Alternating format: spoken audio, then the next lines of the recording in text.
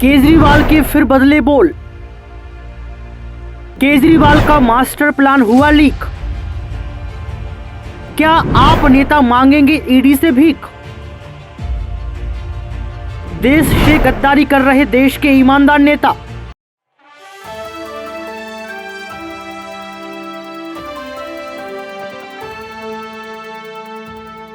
नमस्कार, आप देख रहे हैं नेक्स्ट 9 पॉलिटिकल बाइट।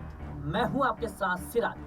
आज बात करेंगे ईडी और सीबीआई की, जो नेताओं से ज्यादा, पार्टियों से ज्यादा आजकल देश में चर्चा का विषय बनी हुई है। बात करें जिस तरीके से जो विपक्ष के नेता हैं ईडी और सीबीआई की कार्रवाइयों पे लगातार सवाल खड़े करते नजर आ रहे हैं। बात करेंगे आज ईडी और सीबीआई पे कार्रवाई की गई जो आम आदमी पार्टी के नेताओं पे। बात करेंगे आज कांग्रेस और कांग्रेस के नेताओं की। लेकिन जिस तरीके से ईडी और सीबीआई ने देश में माहौल बनाया है, इन तमाम सवालों के जवाब देने के लिए हमारे साथ मौजूद हैं हमारे सहयोगी ऋतिक। आपका बहुत बहुत स्वागत है। धन्यवाद सिराज।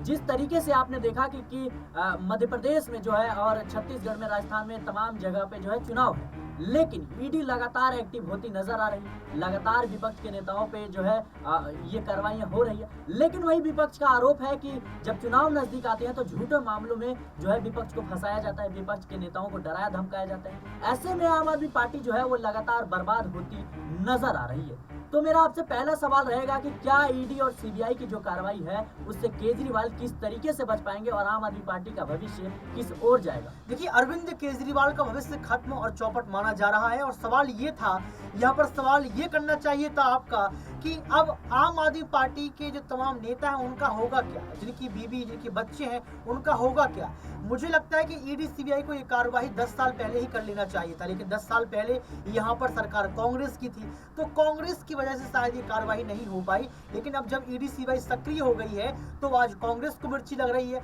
और तमाम जो विपक्ष की पार्टियां हैं उनको मिर्ची लग रही है। क्योंकि आप ये समझिए कि अगर मनीष सिसोदिया फंसे हैं, अगर संजय सिंह फंसे हैं, अगर यहाँ पर देखा जाए तो सत्येंद्र जैन फंसे हैं, तो आप ये मानो कि अच्छी छवि के नेता हुआ करते थे। लेकिन आज इसका सबसे बड़ा कारण है अरविंद केजरीवाल। अगर अरविंद केजरीवाल 338 करोड़ का घोटाला नहीं करते, अगर दिल्ली को शराब की नगरी नहीं बनाते, दिल्ली की जनता को शराब नहीं पिलाते, तो आज आप तय मानो कि आज ये पार्टी अच्छी चल रही होती। आज इस पार्टी ने जो है देश की जनता के साथ साथ गद्दारी की और दिल्ली की जो जनता है उसको जो है शराब पिलाकर उसको शराबी जनता बना दिया। क्यों? क्योंकि आप समझ सकते हो, उन पर ये आरोप लगाए, महिलाओं ने आरोप लगाए हैं कि आपने जगह जगह ठेके खुलवा दिए। 60+40% का आंकड़ा यहाँ पर सामने आया। ये कहा गया कि 60% प्राइवेट और 40% में सरकारी ठेके थे, लेकिन अब क्या हुआ, 100% जो है यहाँ पर प्राइवेट ठेके हो गए। तो आप समझ सकते हैं कि क्या यहाँ पर अरविंद केजरीवाल बच पाएंगे। आपने यहाँ पर जिक्र किया कि कांग्रेस के पीछे ईडी सीबीआई लगी हुई है, आम आदमी पार्टी के पीछे ईडी सीबीआई लगी हुई है। ईडी सीबीआई अपना काम ठीक से कर रही है, आप ये प्रश्न क्यों नहीं करते हैं? आपको ये प्रश्न करना चाहिए कि ईडी सीबीआई ने पहले खोजबीन क्यों नहीं की। क्योंकि कांग्रेस के समय में ईडी सीबीआई को दबाव में रखा गया, उनको कठपुतली बना लिया गया था, उन पर जो है दबाव डाला गया कि आपको जैसा कहा जाए वैसा काम करो। अगर यहाँ पर आप पोल खोलेंगे, अगर यहाँ पर आप ईडी सीबीआई को सक्रिय कर देंगे तो आपको पता लग जाएगा कि आखिर हुआ क्या था उस समय। देखो, यहाँ पर एक और नाम सामने आया है राजकुमार आनंद का। राजकुमार आनंद जो कि आम आदमी पार्टी से विधायक हैं, उन पर आरोप लगाया कि आप जो है चीन के साथ कनेक्शन रखते हैं, चीनी पैसा को जो है यहाँ पर इस्तेमाल करते हैं।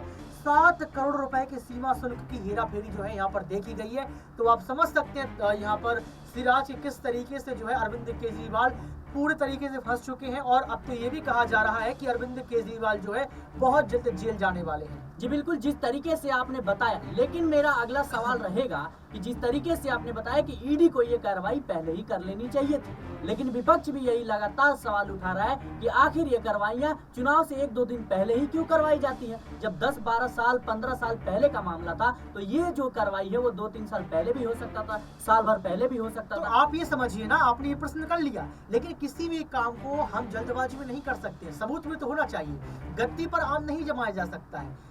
आम जमाने के लिए, आम पैदा करने के लिए आपको पहले पेड़ लगाना पड़ेगा, पौधा लगाना पड़ेगा, उसको सींचना पड़ेगा, उसमें जल डालना पड़ेगा, तब पैदा जो है यहाँ पर आम होगा ना। लेकिन आप कह रहे 3-4 साल पहले क्यों नहीं किया? तो क्या आपके कहने से हो जाएगा, या फिर भाजपा पार्टी के कहने से हो जाएगा, या फिर कांग्रेस पार्टी के कहने से हो जाएगा? ईडी सीबीआई को पता है कि कब क्या करना है। हो सकता है कि 3-4 साल रिसर्च हुआ हो सकता है कि 3-4 साल से ये देखा गया हो कि क्या चल रहा है आम आदमी पार्टी के अंदर। 508 करोड़ का घोटाला यहाँ पर जो है सट्टेबाजी के रूप में भूपेश बघेल कर देते, पकड़ा गया ना भाई साहब। तो आपको तो ये खुशी मनाना चाहिए कि यहाँ पर पकड़ा गया, चाहे वो देर सवेर पकड़ा गया हो। आप ये देखिए, अरविंद केजरीवाल विजय नायर की तारीफ करते थे, लेकिन अरविंद केजरीवाल के इस विजय नायर ने साफ तौर पर मुंह खोल दिया, क्योंकि आज विजय नायर जेल में सड़ रहा है। विजय नायर ने कई शराब कारोबारियों की जानकारी दी कि वो शराब पॉलिसी को लेकर सीएम अरविंद केजरीवाल से बातचीत करता है। विजय ने ही इंडो स्क्रिप्ट के मालिक समीर महिंद्रो की मुलाकात केजरीवाल से करवाई थी। जब मुलाकात सफल नहीं हुई तो उसने अपने फोन से फेस टाइम ऐप पर वीडियो करके माध्यम से समीर महिंद्रो और अरविंद केजरीवाल की बात कराई। बातचीत में अरविंद केजरीवाल ने कहा कि विजय नायर अपना बच्चा है, उस पर विश्वास करें, सहयोग करें। तो आप समझिए कि अरविंद केजरीवाल ने क्या कहा।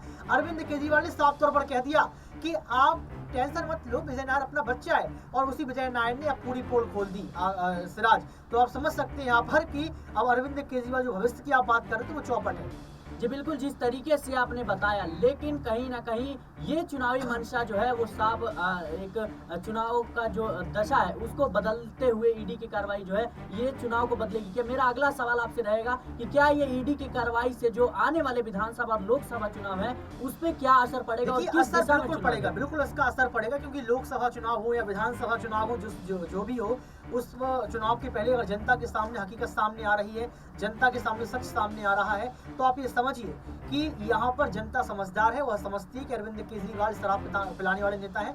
अरविंद केजरीवाल जो है यहाँ पर जो शराब से पैसा कमाया उसको चुनाव प्रचार में लगाने वाले नेता है।